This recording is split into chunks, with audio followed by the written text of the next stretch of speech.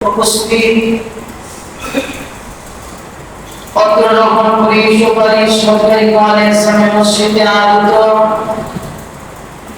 শ্রদ্ধাভাজন সম্মানিত মুসল্লিয়ান ইকরাম,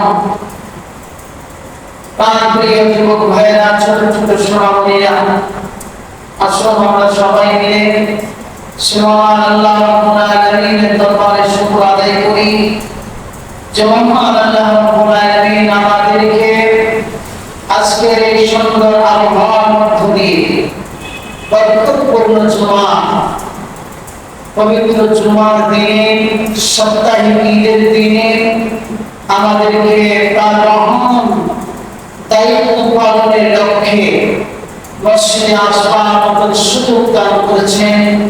সে মহান সত্তা, আমাদের হায়াতের মালিক, মওতের মালিক, রিজিকের মালিক, আকাশ জমিনের ছোট্ট মালিক আল্লাহ সুবহানাহু ওয়া তাআলার দরবারে আমরা হৃদয়ের সবটুকু নামে শ্রদ্ধা একত্রিত করে মনিবের দরবারে আমরা শুকরিয়া আদায় সবাই করি, সবাই বলি আলহামদুলিল্লাহ হে রাব্বিল আলামিন।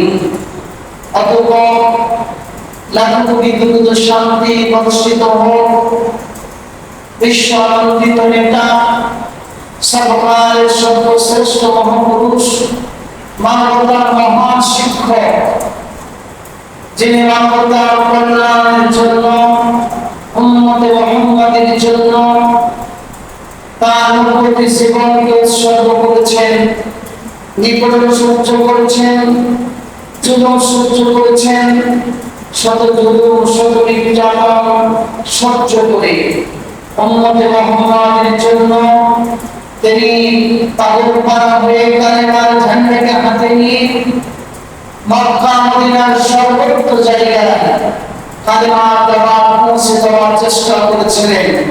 যিনি মানবতার মুক্তির জন্য সত্যের আহ্বান নিয়ে মক্কা মদিনার গলিতে গলিতে ছুটাছুটি করেছিলেন, মানুষকে সৎ কাজের আদেশ দিয়েছিলেন, অসৎ কাজ থেকে মানুষকে ফিরাবার জন্য তিনি চেষ্টা করেছেন, জাহান্নাম থেকে বাঁচাবার জন্য মানুষগুলিকে চেষ্টা করেছেন, যাবতীয় অন্যায় অশ্লীল বেহায়াতের তিনি প্রতিবাদ করেছেন, যার কারণে সেকল মানুষের ঘরে কাফিররা মুশরিকেরা অত্যাচারের ইস্তেমরার চালিয়েছে।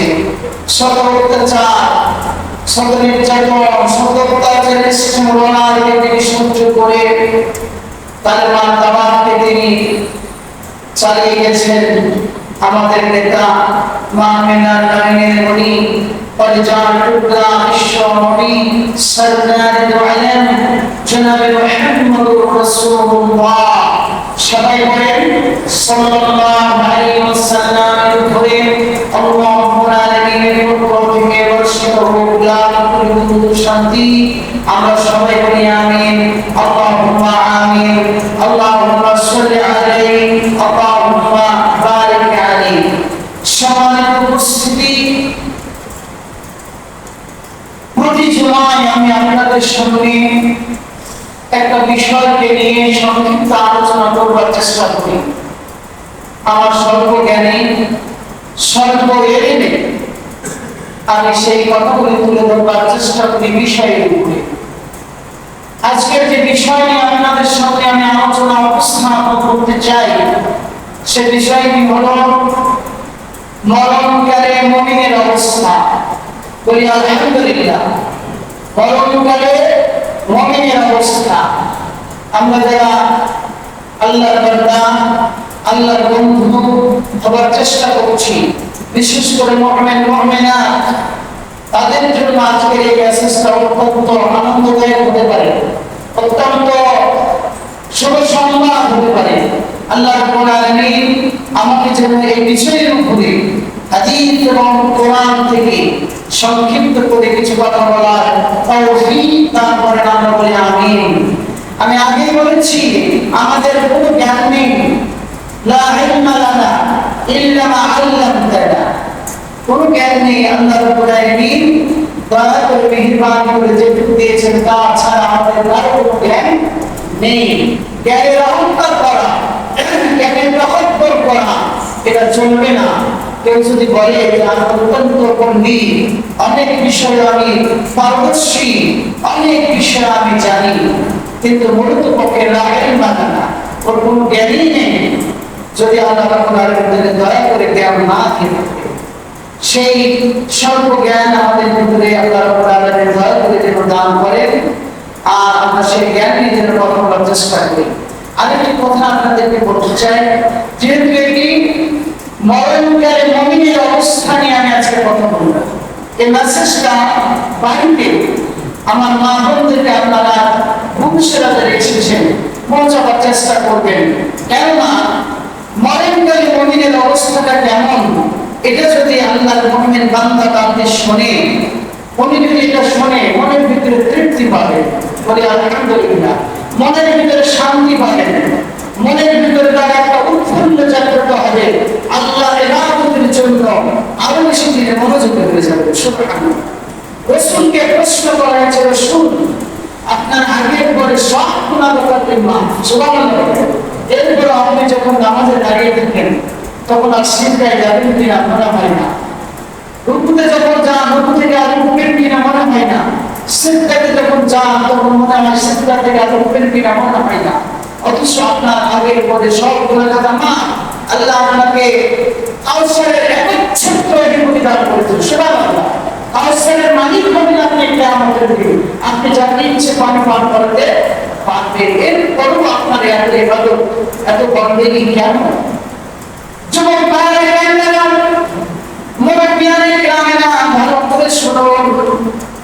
আল্লাহ রাসূল জবাব দিয়েছেন সাহাবায়ে কেরামেরা, যে আল্লাহ রাব্বুল আলামিন আমাকে এত বেশি ভালোবাসা দিলেন, আমাকে এত বেশি সম্মানের আসনে উঠালেন, আমি রাসূল কি সে আল্লাহকে বেশি বেশি করে সিজদা করব না?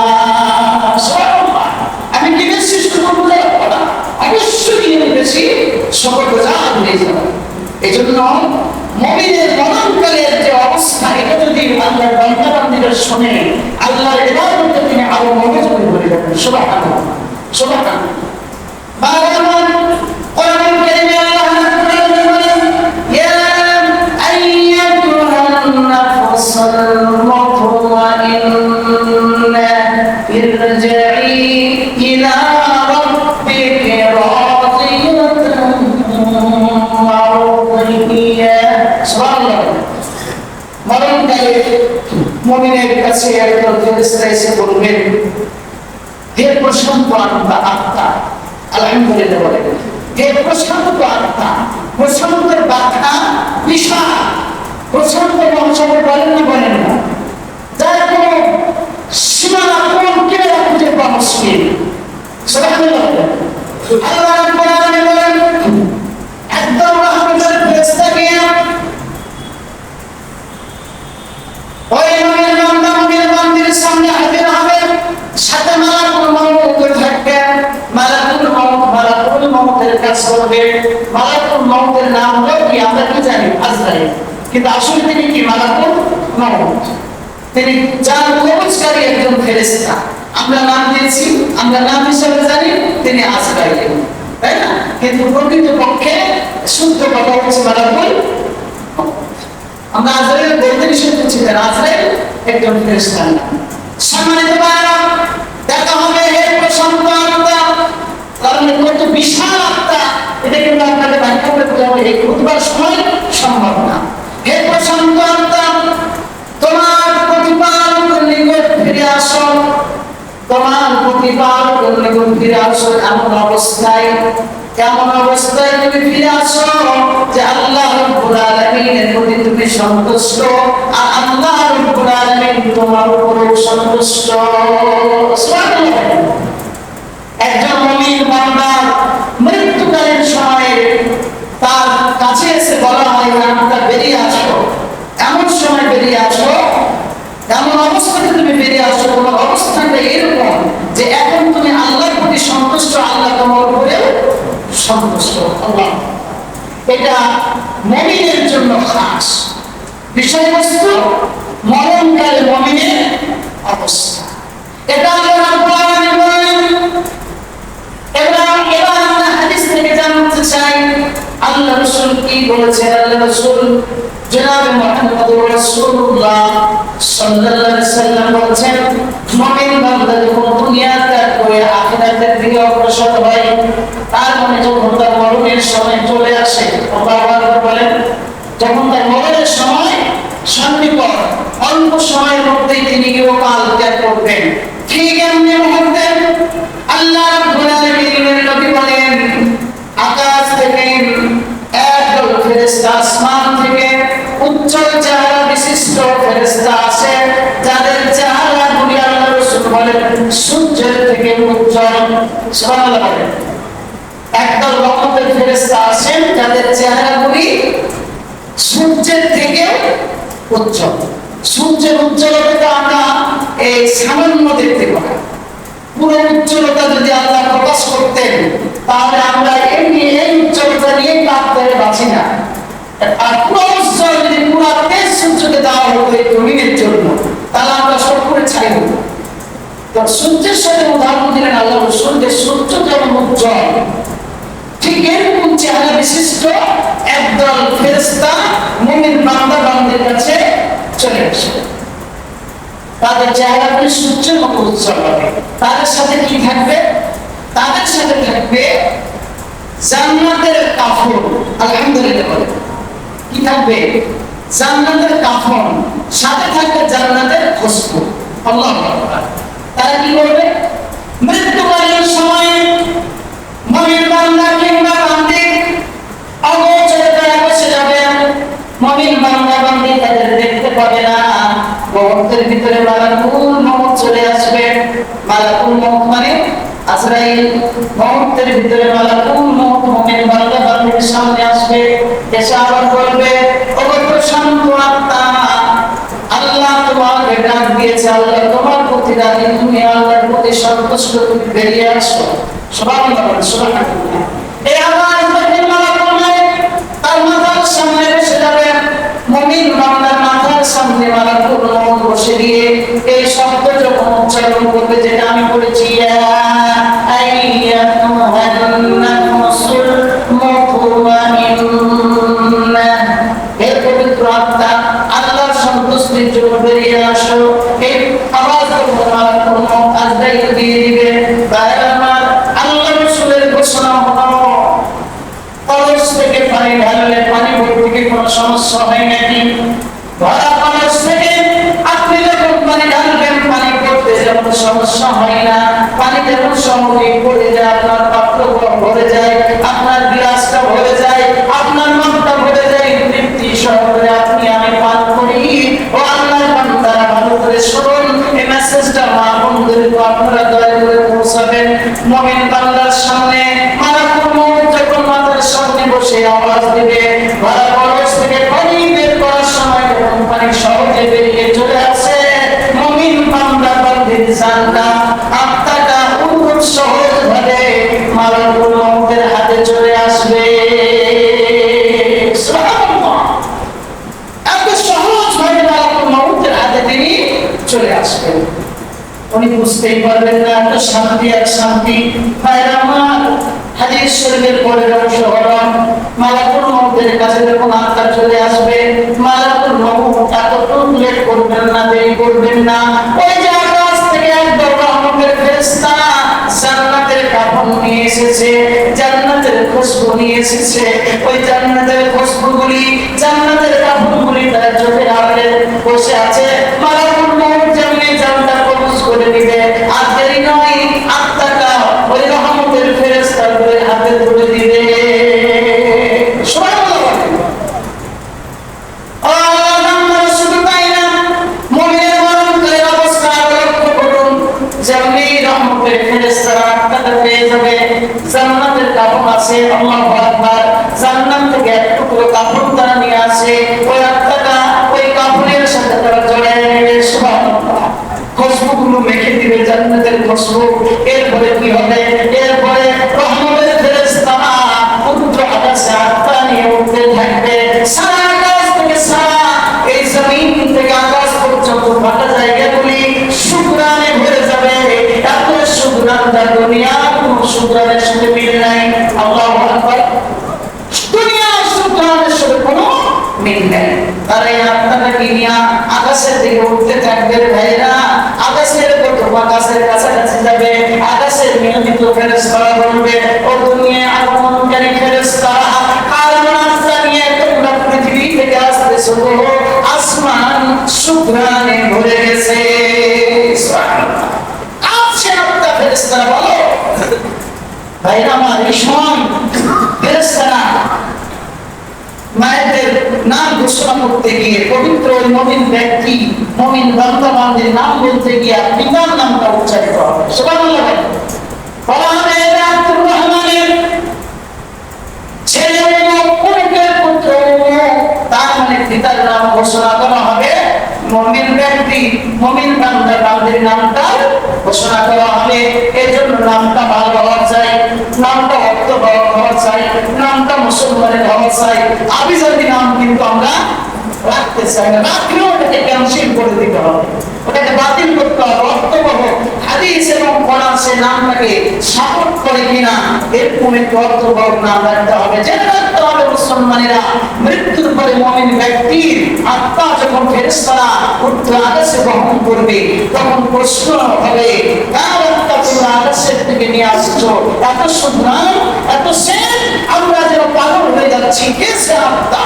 তখন বলা হবে, পুত্রের পুত্র অমুক। পিতার নাম আসবে, পুত্রের নাম আসবে, পিতার নাম আসবে, মায়ের নাম আসবে। তখন তারা বলবে, আমরা এখন প্রস্তুত। আকাশের দরজা খুলে দেওয়া হবে, প্রথম আকাশের দরজা খুলে দেওয়া হবে, দ্বিতীয় আকাশের যে আসমানে তারা উঠতে থাকবে। দ্বিতীয় আসমানের ফেরেশতারা একই প্রশ্ন করবে, ও দুনিয়া আগমনকারী ফেরেশতারা, কার আত্মা নিয়ে দুনিয়া থেকে আসতেছে গো? আমরা যেন সেনকে মহিত দেখলাম বড় বড়। ওই দ্বিতীয় আসমানে একইভাবে বলা হবে, মুখের পুত্র মুখের কন্যা মুখ। বাইরা, এইভাবে সপ্তম আকাশ পর্যন্ত চলে যাবে। আল্লাহু আকবার। সপ্তম আকাশ পর্যন্ত চলে যাবে। সপ্তম আকাশে যাওয়ার পরে আল্লাহ রাব্বুল আলামিন সপ্তম আকাশের ফেরেশতাদের সঙ্গে তাদের কথা হয়ে যাবে। সবকিছু হয়ে যাওয়ার পরে আল্লাহ রাব্বুল আলামিন বলবেন, ও আমার রহমতের নিয়মিত ফেরেশতারা, এখন আমি এই নামটাকে তোমরা ইল্লিনে রেখে দাও। সুবহানাল্লাহ। ইল্লিন হলো ভালো জায়গা, যেখানে মুমিন ব্যক্তিদের আত্মাগুলি অবস্থান করবে, মুমিন বান্দা বান্দির আত্মাগুলি নাম লিপিবদ্ধ করা হবে। সেই জায়গাটার নাম হলো ইল্লিন। মনে থাকে যেন। আর সিজ্জিন হলো খাবিস আত্মা, অপবিত্র আত্মা, নাফরমান আত্মা, আল্লাহর বিরোধী আত্মা, যারা আল্লাহ রাসূলের দুশমন, এদের আত্মাগুলি লিপিবদ্ধ হবে, নামগুলি লিপিবদ্ধ হবে কোথায়? সিজ্জিনে। আর ইল্লিনে লিপিবদ্ধ হবে মুমিন ব্যক্তি, আল্লাহ বান্দা বান্দিদের। ইল্লিনে লিখিত হয়ে যাবে। এরপরে ফেরেশতাকে বলবে, ফেরেশতারা, এবার নিয়ম হলো আমার বান্দার আত্মাটাকে তোমরা আবার কবরে নিয়ে যাও। আমি আল্লাহর নির্দেশনা হলো, মিনহা খালাকনাকুম ওয়া ফীহা নুইদুকুম ওয়া মিনহা নুখরিজুকুম তারাতান উখরা। আমি আল্লাহ নিয়ম হলো, ওই মাটির থেকে তাকে সৃষ্টি করেছি, ওই মাটির ভিতরে তাকে আবার যেতে হবে। আর কিয়ামতের দিন আমি আল্লাহ রাব্বুল আলামিন ওই মাটির থেকে আবার আমার বান্দাদেরকে উঠাবো। সুবহানাল্লাহ। অনেকেই মনে করে এটা মাটি দেওয়া, এটা কিন্তু মাটি দেওয়া। অনেকে মাটি দেওয়ার সময় আমি দেখেছি বিভিন্ন জায়গায়, বিশেষ করে আমি এই অঞ্চলে যে সাফাই অঞ্চলগুলোতে দেখেছি, একজন ঘোষণা করতে থাকে যে আল্লাহ বলেন, মিনহা খালাকনাকুম। যখন মাটি দেয় তখন তারা বলতে থাকে, মিনহা খালাকনাকুম ওয়া ফীহা নুইদুকুম ওয়া মিনহা নুখরিজুকুম তারাতান উখরা। এটা একদম ঘোষণা করার সময় গোটার মাটি দেয়। আসলে এটা কিন্তু ইসলাম সাপোর্ট করে না, ওটারা না জেনেই করে। এজন্য আমি বলেছি যে মাটি দেওয়ার সময় মিনহা খালাকনাকুম বলতে হবে না, বলার কোনো দলিল না। এটা একটা কোরআনের আয়াত। আয়াতের অর্থ হলো, মিনহা খালাকনাকুম, মাটির থেকে তোমাকে আমি তৈরি করেছি, মাটির থেকে তোমাকে আমি, এই মাটির ভিতরে তোমাকে আবার ফিরে আসতে হবে। আর কিয়ামতের দিন আমি আল্লাহ রাব্বুল আলামিন এই মাটির থেকে তোমাকে আবার উঠাবো। সুবহানাল্লাহ। এটা কখন তখন বলেছেন ওই যে পবিত্র আত্মা সত্য আকাশ থেকে ফিরে আসবে কবরে, তখন এই আয়াতটি আল্লাহ রাব্বুল আলামিন তার রাসূলকে জানিয়ে দিয়েছে। মাটি দিবেন কি বলে? তাহলে মাটি এমনি দিবেন না, মাটি আপনি বিসমিল্লাহ বলে দেবেন। এটি বেশি আপনার রহমান, এটি বেশি আপনার সুন্নাত পালন হবে। মাটি দেবো কি বলে? বিসমিল্লাহ। আমি কোনদিন খালাকনাকুম বলি, কোনদিনই বলি বিসমিল্লাহ বলে মাটি দিন। এখন আপনি যদি বেশি জানলাম আপনি সেটা বলবেন, আপনাকে বাধা দিচ্ছি আমি, এখন যদি আপনি বলেন আপনাকে তো জোর করে আমি সেখান থেকে ফিরাতে পারবো না, এই ক্ষমতা তো আমাদের হাতে নেই। আপনাকে আমি উদ্যোগ আহ্বান জানাবো, মাটি দিবেন কি বলে? বিসমিল্লাহ বলে। এটাই শুনুন, 3 বার মাটি দিবেন, 3 বারই বিসমিল্লাহ বলবেন। আল্লাহ যেন আমাদেরকে বুঝার আমল করার তৌফিক দেয় বলে আমিন। তার কবরে চলে আসবে, কবরে মুমিন ব্যক্তির হিসাব নিকাশ শুরু হবে, সহজ হয়ে যাবে। বিষয় আর পাচ্ছি না আমি, আমার বিষয়বস্তু হলো মরণকালে মুমিনের অবস্থা। আরেকটা হাদিস আপনাদেরকে শোনায়, আপনারা শান্তি পাবেন। যারা আল্লাহর বান্দা, যারা আল্লাহকে বন্ধু হিসেবে মেনেছেন, রাসূলকে বন্ধু হিসেবে মেনেছেন, তাদেরকে আমি আরেকটা ছোট্ট একটা হাদিস শোনাই। عن ابن بريدة أن أبيه أن النبي صلى الله عليه وسلم حضرت বুরাইদা তার পিতা থেকে বর্ণনা করেছেন, রাসূল করিম সাল্লাল্লাহু আলাইহি ওয়াসাল্লাম বলেছেন, মুমিন ব্যক্তির মৃত্যুর সময় মুমিন ব্যক্তি কপালে ঘাম নিয়ে মৃত্যুবরণ করবে। সুবহানাল্লাহ। লক্ষ্য করবেন, আপনার একটা আপনাদের দিয়ে দিলাম, কি বলে, লক্ষণ দিয়ে দিলাম রাসূলের হাদিস থেকে। কোন ব্যক্তি যদি মারা যায়, মুসলমান, যদি তার কপালের চামড়াগুলি জড়ো হয় এরকম থাকে, আর এখানে যদি ঘাম জমে থাকে, সুবহানাল্লাহ, কে বলছেন? নবী মুহাম্মদ রাসূলুল্লাহ সাল্লাল্লাহু আলাইহি ওয়াসাল্লাম বলছেন, মুমিন ব্যক্তি আল্লাহর বান্দা বান্দী যখন মারা যায় কপালের ঘাম নিয়ে মারা যায়, তার মানে পবিত্র সন্তান তারা যখন তার বের হয়ে যাবে, ওই সময় মুমিন ব্যক্তির এই কপালের চামড়াগুলি একটু সুন্দর, একটু জগজগ থাকবে, আর এই কপালের ভিতরে বিন্দু বিন্দু ঘাম দেখা যাবে। আল্লাহু আকবার। সহজে বুঝে নেবেন এই ব্যক্তিটি আল্লাহর ক্ষমা পেয়ে গেছে, আল্লাহর জান্নাতি হয়ে গেছে। মুমিন ব্যক্তির মরণকালের অবস্থা আপনাদেরকে বর্ণনা করছি। আরেকটা হাদিস বলে আপনাদেরকে কথা শেষ করব।